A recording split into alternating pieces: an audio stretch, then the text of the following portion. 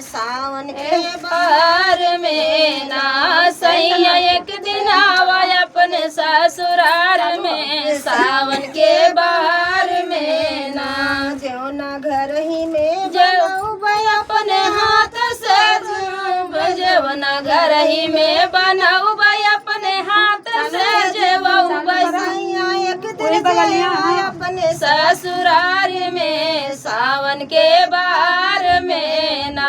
सैया एक दिन जेवा अपने ससुराल में सावन के बहार में ना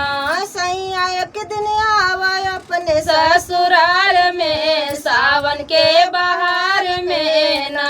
गेड़ुआ घर ही में बनाऊ अपने हाथ से घोटाऊ गेड़ुआ घर ही में भराऊ अपने हाथ से घोटाऊ सैया एक दिन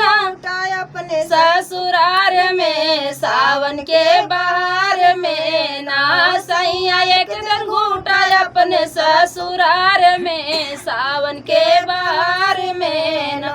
सैया एक दिन आवा अपने ससुराल में सावन के बहार में ना बिरवा अपने घर ही में जराऊ अपने हाथ से कुचाऊ गिरवा घर ही में जराऊ अपने हाथ से कुचाऊ सैया एक दिन कूचा अपने ससुराल में सावन के बहार में ना